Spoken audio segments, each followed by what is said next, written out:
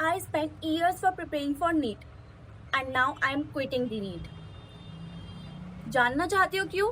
तो पूरी वीडियो देखना. Hi guys, I am Khushi and I am a NEET aspirant. I am NEET 2025 aspirant and अब बहुत हो गया. NEET का जो ये stress, 2 years of preparation, too much pressure.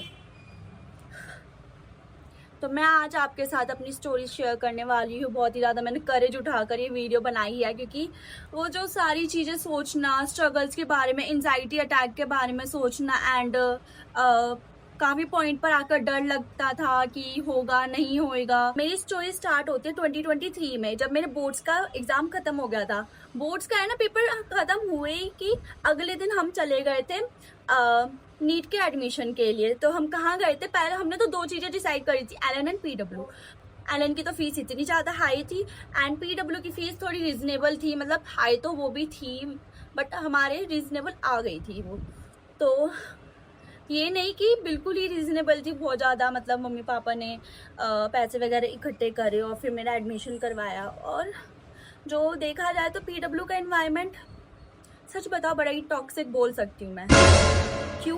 क्योंकि वहाँ पर बहुत ज़्यादा ही पॉलिटिक्स चलती है. मतलब वो बच्चों का प्रिपरेशन देखते ही नहीं है, वो इतनी पॉलिटिक्स चलाते हैं. अब कुछ बच्चे हैं जिनकी प्रिपरेशन कुछ का है ना पीडब्ल्यू में रहकर ये ना हो गया सिलेक्शन, बट ऐसा नहीं है कि सिर्फ पीडब्ल्यू से, उन्होंने भी साइड बाई साइड कुछ ना कुछ ज्वाइन कर रखा है, टेस्ट सीरीज वगैरह, नॉट ओनली फॉर पीडब्ल्यू. तो वहाँ पर बड़ी टॉक्सिक इन्वायरमेंट होता है. हमारा तो क्या है ना, फर्स्ट जब मैंने 2023 में प्रिपरेशन स्टार्ट करी थी 2024 के लिए, तो क्या है ना, वहाँ पर जो हमारे टीचर्स थे, हमारे पर्टिकुलरली हमारे बैच के साथ ऐसा हुआ था कि हमारे टीचर इतनी बार चेंज हुए थे, फिजिक्स के इतनी बार चेंज हुए थे कि हमारे फिजिक्स का जो लेवल था ना वो इतना हिल गया था ना. मैं फिजिक्स में इतनी अच्छी हुआ करती थी कभी, और इतने टीचर चेंज होने के बाद मुझे इतना डर लगने लग गया फिजिक्स से कि मेरा हो पाएगा नहीं हो पाएगा. और मेरे से क्वेश्चन नहीं बन रहे थे, मेरे काफ़ी सारा स्मॉल कॉन्सेप्ट छूट गए थे क्योंकि टीचर चेंज होते तो वो कुछ ना कुछ चीज़ें छुटवा देता है, क्योंकि सबका अलग अलग स्टाइल होता है. कोई पहले पढ़ाता है कुछ चीज़ें, कोई बाद में पढ़ाता है. तो उसकी वजह से मेरा फर्स्ट तो यही था कि 2024 में मेरा फिजिक्स है ना बहुत ज़्यादा ही ऐसा चलेगा कि काफ़ी चीज़ें तो मैंने पढ़ी ही नहीं थी, जस्ट बिकॉज कि ये इतना ज़्यादा टॉक्सिक इन्वायरमेंट. और कुछ मुझे भी समझने में टाइम लगा, क्योंकि जैसे देखा जाए कि जब स्कूल में होते हैं, बोर्ड्स में होता है, तो क्या रहता है, स्कूल लेवल पर रहता है सिर्फ. तो स्कूल लेवल पर देखा जाए तो मैं तो काफ़ी अच्छा चल रहा था मेरा एकेडमिक ईयर. बट अब यहाँ आकर मैंने असली का जो कंपटीशन देखा वो मैंने नीट की प्रिपरेशन में देखा, जो इतने सारे लॉट्स ऑफ स्टूडेंट लगे पड़े हैं नीट के प्रिपरेशन में. और सबके सब मेहनत कर रहे हैं, ऐसा नहीं है कि कोई मेहनत नहीं कर रहा, सब मेहनत करते हैं यार, सब पढ़ते हैं. बट फिर भी प्रिपरेशन करने के, इतनी ज़्यादा मेहनत से प्रिपरेशन करने के बाद भी काफ़ी बच्चों का नहीं होता, काफ़ी बच्चे फिर से ड्रॉप लेते हैं. एंड तो अब आगे बढ़ा जाए तो मैंने काफ़ी ज़्यादा अपने आप को इम्प्रूवमेंट करी. जहाँ बायो में मैं जो ये लोग बोलते थे कि बायो की एनसीईआरटी पढ़नी चाहिए, एनसीईआरटी पढ़नी चाहिए, मैं सोचती थी कि एनसीईआरटी पढ़कर मतलब ये करते कैसे हैं, ऐसा एनसीईआरटी में किस तरीके से पढ़ने के तरीके होते हैं, समझ कर पूरी लाइन को अंडरलाइन करना, उसमें से की पॉइंट्स निकालना है कि यहाँ से क्वेश्चन आ सकते हैं, यहाँ से क्वेश्चन आ सकता है. पूरी एनसीईआरटी को छानबीन कर पढ़ना, ये मुझे आता ही नहीं था.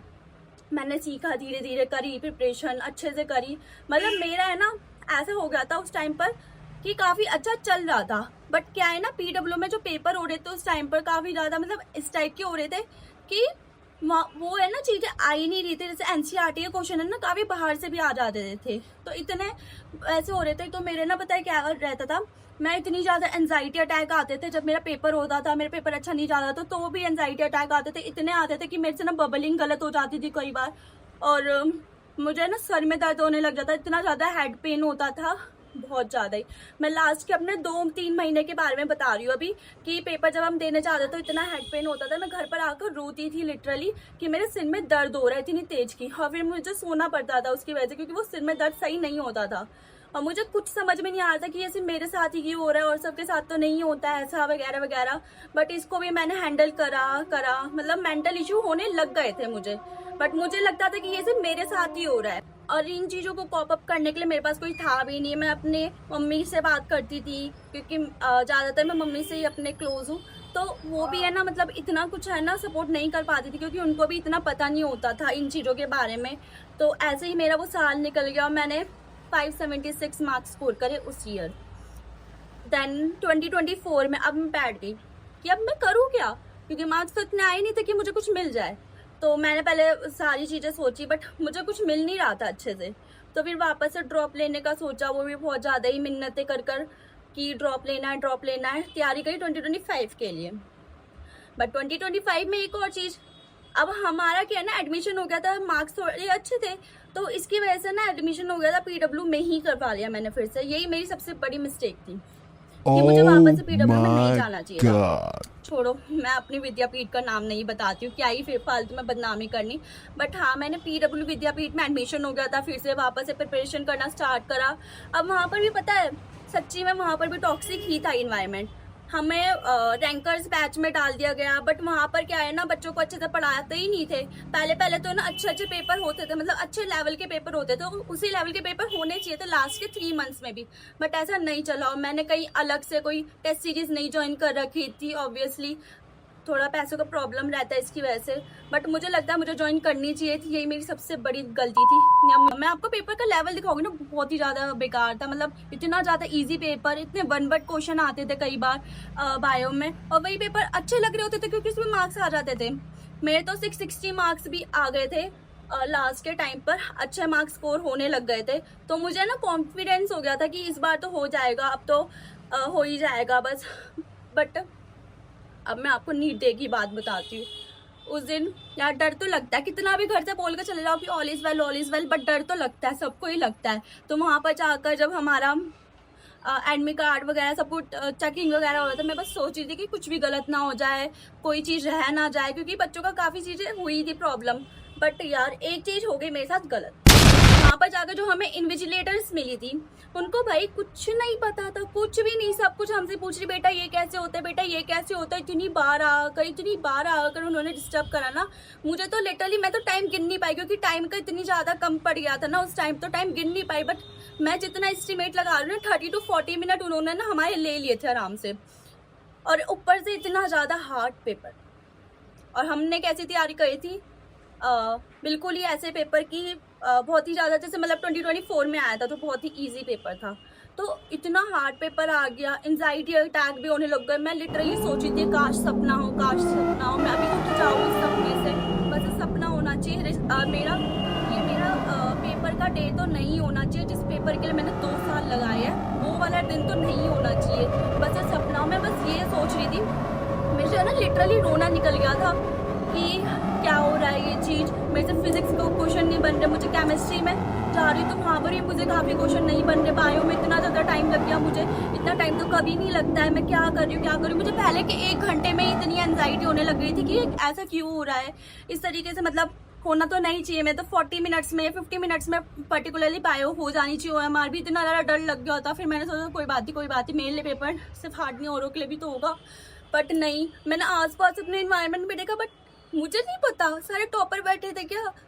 मतलब वो मेरे आगे वाली जो बच्ची, वो बोली मैम बड़ा आसान पेपर आया, मैंने तो बड़ा आराम से हो गया। मतलब उसका हो ही गया था, आधे घंटे 40 मिनट्स पहले हो चुका था उसका पेपर। मैं लिटरली इतनी तेज मैं डर गई ना कि मेरा ही पेपर, मुझे ही क्यों लग रहा है कि मैंने प्रिपरेशन नहीं करी है। बट जैसे तैसे मैंने पेपर दिया, बट मेरा तो रोना निकल गया था बहुत ज़्यादा गंदी तरीके से। मैं रोते हुए ही घर आई, और घर पर आकर मेरा इतना सिर दर्द कर गया था ना। नीट से रिलेटेड सारी चीज़ें मैंने अपने पास से हटा दी थी, क्योंकि वो मुझे इतना दर्द दे रही थी ना। अभी ये भी वीडियो मैं इसलिए नहीं बनाना चाहती थी कि मुझे नीट के बारे में सोचकर, इसकी प्रिपरेशन के बारे में सोचकर इतना दर्द होता है ना अंदर ही अंदर, फिर रोना भी निकल जाता है, तो इसलिए ही बस। तो ये थे मेरा 2 इयर्स प्रिपरेशन। मेहनत तो याद करी थी, बट ऑब्वियसली एंड रिजल्ट नहीं मिला। अब ऑप्शंस देखे जाए तो मेरे पास क्या क्या ऑप्शन बचते हैं, BAMS, BHMS, BUMS एंड क्या कहते हैं, नर्सिंग का ऑप्शन बनता है, BPT, BOT भी मैंने एक देखा था, एंड और क्या थे कि BSc वगैरह कर लो, ये सारे ऑप्शन बचे। बट मैंने क्या है ना, मुझे इतना ज़्यादा कॉन्फिडेंस था कि मैंने CUET नहीं दिया, मैंने सेट भी नहीं दिया, और एक और होता है एम्स नर्सिंग का एग्ज़ाम, वो भी नहीं दिया। तो अब क्या है, नीट सिर्फ और सिर्फ ऐसा बना रखा है कि सिर्फ MBBS के लिए नीट, सिर्फ MBBS ही मिलेगा तुमको। तो इतना ज़्यादा प्रेशर रहता है ना कि MBBS है, MBBS नहीं मिलेगा तो अब क्या करेंगे, अब तो हमारी ज़िंदगी बर्बाद हो गई है, अब क्या करें। कुछ बच्चे तो यहाँ पर भी कर लेते हैं, बट मैं अपना बताऊँ, मुझे ऑप्शन है, ये सारे ऑप्शन बचे मेरे पास, अब मुझे इन सब में चूज करना है। एमसीसी की काउंसलिंग में मैं बैठी हुई हूँ यार, इतना टाइम हो गया। फर्स्ट राउंड में मुझे कॉलेज अलॉट हुआ था, बट अभी मैं उस कॉलेज रिवील नहीं कर रही हूँ क्योंकि मैंने ना वो छोड़ दिया है, फ्री एग्जिट ले लिया उस कॉलेज से।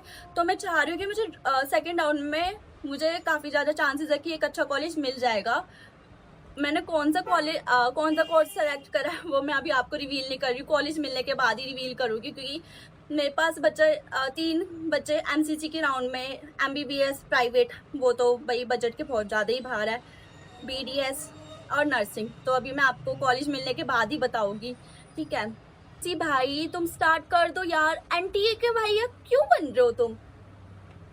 हमारे तुमको मतलब यार, बच्चों का है तो कोई सेक्रीफाइस, कोई दर्द पीड़ा तो देखता ही नहीं है। मुझे घर में नहीं रहना यार, नहीं रहना। घर के इतने सारे काम करवाती है मम्मी, इतने सारे काम करवाती है, नहीं करने यार काम। हमें कॉलेज जाना, हमें कॉलेज की स्ट्रेसफुल लाइफ ही पसंद है। तुम हमारे कॉलेज दिलवा दो। इतनी बार कौन डेट चेंज करता है?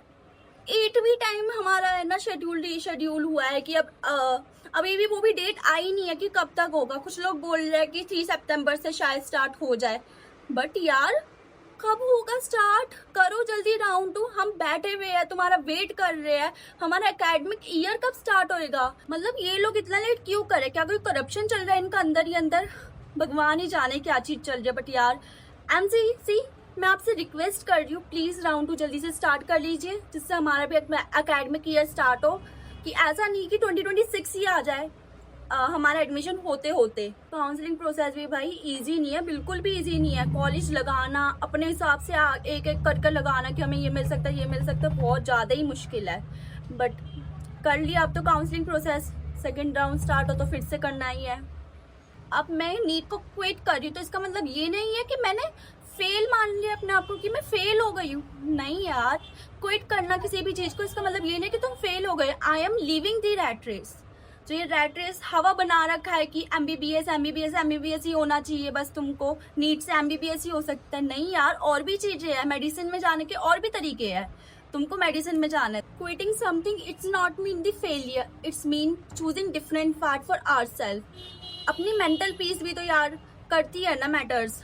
तो thank you so much for watching the video guys. अगर आपको काउंसलिंग से रिलेटेड कोई भी क्वेरी हो तो आप कमेंट ड्रॉप कर सकते हैं। मैं कोशिश करूँगी कि आपकी क्वेरी को सॉल्व कर सकूँ। एंड आपको अगर गवर्नमेंट कॉलेज मिल गया है तो आप मुझे बता सकते हैं कि आपको कौन सा कॉलेज मिला है, ठीक है? क्या पता हम मेडिकोस हो साथ में, है ना? तो thank you so much for watching the video guys. If you like the video, like share subscribe to my channel. Bye bye.